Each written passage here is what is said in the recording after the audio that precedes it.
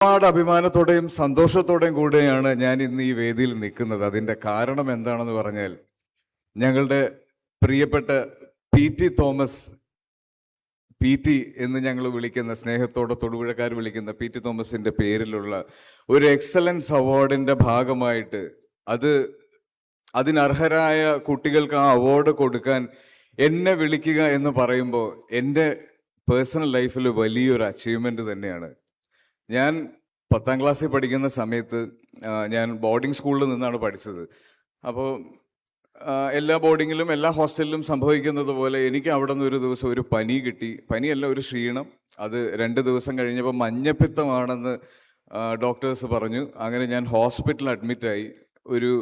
ഒരാഴ്ചത്തോളം ഞാൻ Thodupuzha cent Mary's ഹോസ്പിറ്റലിൽ അഡ്മിറ്റായി കിടക്കുന്ന സമയത്ത് പെട്ടെന്ന്, അന്ന് എൻ്റെ ഫാദർ തൊടുപുഴയിൽ മുനിസിപ്പൽ കൗൺസിലറാണ്, വളരെ ആവേശത്തോടു കൂടി വാപ്പ അകത്തേക്ക് കയറി വന്ന് അതായത് ട്രിപ്പ് ഇട്ട് കിടക്കുന്ന എൻ്റെ അടുത്ത് വളരെ ആവേശത്തോടെ വന്നിട്ട് പറഞ്ഞു, PT തോമസ് വരുന്നുണ്ട് നിന്നെ കാണാൻ എന്ന് പറഞ്ഞു. അപ്പോൾ പനി പിടിച്ച് കിടക്കുന്ന എനിക്ക്, ആ പ്രായത്തിൽ ഒരു രാഷ്ട്രീയക്കാരനെ ഞാൻ അത്രയും ശ്രദ്ധിച്ചിട്ടില്ല.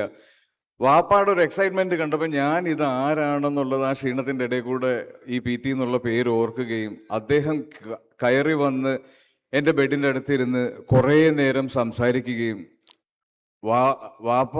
വാപ്പായ്ക്ക് ആ സമയത്തുണ്ടായിരുന്ന കാര്യം, ഞാൻ കഴിഞ്ഞ കുറേ ദിവസമായിട്ട് ബെഡ് റിഡൻ ആയിട്ട് ഹോസ്പിറ്റലിൽ അഡ്മിറ്റായി കിടക്കുമ്പോൾ ഏതൊരു പിതാവിനും ഉണ്ടാവുന്ന എല്ലാ പേടിയും ടെൻഷനും ഒരു 15 മിനിറ്റ് ഇരുന്ന് സംസാരിച്ച് അദ്ദേഹം മാറ്റി കൊടുക്കുകയും എനിക്ക് എങ്ങനെ ഒരു നല്ല സ്റ്റുഡൻ്റായിട്ട് വളരാമെന്ന് ആ ബെഡിൽ കിടന്ന് എന്നോട് ഉപദേശിക്കുകയും ചെയ്യുമ്പോൾ ബെഡിൻ്റെ ഒരു സൈഡിൽ ഉമ്മച്ചേച്ചി ഉണ്ടായിരുന്നു.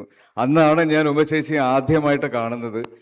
അതിനുശേഷം ഉമ്മച്ചേച്ചി രാഷ്ട്രീയത്തിലേക്ക് വരുന്നു, ഇലക്ഷന് നിൽക്കുന്നു, ഇവിടെ ഉള്ളവരുടെ പ്രിയപ്പെട്ടവളായി മാറുന്നു, ഒരുപാട് സദസ്സുകളിൽ ഉമ്മച്ചേച്ചിയെ കാണുന്നു.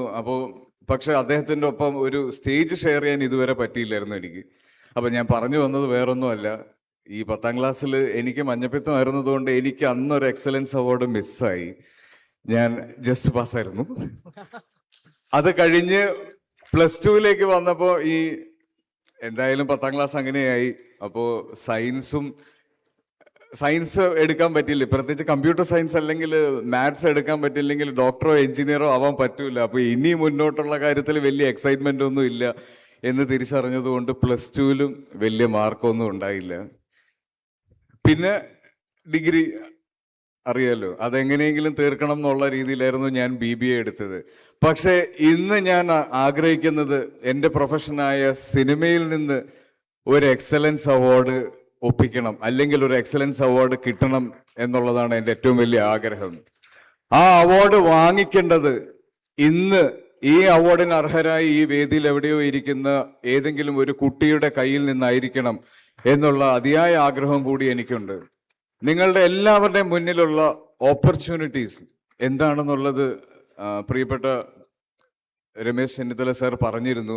ഒരു വിരൽത്തുമ്പിൽ ടെക്നോളജി ഉള്ള സമയമാണ്. നിങ്ങളുടെ ആഗ്രഹങ്ങൾക്കും നിങ്ങളുടെ സ്വപ്നങ്ങൾക്കും ലിമിറ്റേഷൻ ഇല്ലാത്തൊരു സമയമാണ്. എന്നെ പോലെ ഒരു സാധാരണ തൊടുപുഴക്കാരന് ഇന്ന് മലയാള സിനിമയുടെ ഭാഗമായി ഇത്രയും വലിയ വിജയം കൈവരിച്ച നിങ്ങളുടെ മുന്നിൽ നിന്ന് സംസാരിക്കാൻ പറ്റുമെങ്കിൽ നിങ്ങളുടെ മുന്നിലുള്ള അവസരങ്ങളും നിങ്ങളെ കാത്തിരിക്കുന്ന വേദികളും ഒരുപാട് വലുതാണ്. ആ ഉയരങ്ങളിലേക്ക് നിങ്ങൾ എല്ലാവരും എത്തട്ടെ. ഇന്ന് ഇവിടെ പല പേരുകളും പറഞ്ഞപ്പോൾ കേട്ട കയ്യടിയുടെ മുകളിലേക്ക് നിങ്ങളുടെ പേരുകൾ കേൾക്കുമ്പോൾ കയ്യടികൾ ഉണ്ടാവട്ടെ എന്ന് ഞാൻ ആശംസിക്കുന്നു. പിന്നെ വേറൊരു സന്തോഷം കൂടിയുണ്ട്. ഞാൻ ഡിഗ്രി കാലഘട്ടത്ത് പരിചയപ്പെട്ട എൻ്റെ സുഹൃത്തുക്കളുടെ മുതൽ എൻ്റെ ഏറ്റവും പുതിയ സിനിമയായ ടിക്കി ടാക്കയുടെ പ്രൊഡ്യൂസറിൻ്റെ കുട്ടികൾ വരെ ഇന്ന് ഈ ഓഡിറ്റോറിയത്തിലുണ്ട്. അപ്പോൾ ഓരോരുത്തരെയും പേരെടുത്ത് പറയണം എന്ന് ഞാൻ ആഗ്രഹിക്കുന്നു, പക്ഷെ അതിനുള്ള സമയമില്ല. എങ്കിലും നിങ്ങളുടെ എല്ലാവരുടെയും വിജയത്തിൽ നിങ്ങളുടെ പേരൻസിനുള്ള സന്തോഷം, അതാണ് ഏറ്റവും ആദ്യം എടുത്ത് പറയേണ്ടത്. ഏറ്റവും സന്തോഷത്തോടെ, ഏറ്റവും എക്സൈറ്റ്മെന്റോട് കൂടി ഇന്ന് ഇവിടെ ഇരിക്കുന്നത് നിങ്ങളുടെ പേരൻസ് ആണ്. ആ സന്തോഷം അവർക്ക് നേടിക്കൊടുത്ത നിങ്ങൾക്ക് ഒരുപാട് വലിയ നിലകളിലേക്ക് എത്തുമെന്നുള്ളതിൽ ഒരു സംശയവുമില്ല. എല്ലാവർക്കും എല്ലാവിധ ആശംസകളും നേരുന്നു.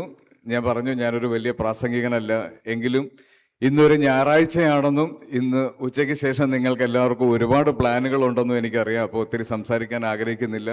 എത്രയും വേഗം നിങ്ങൾ എല്ലാവരെയും നേരിട്ട് കാണാനും ഈ വിജയം ആഘോഷിക്കാനും കഴിയട്ടെ.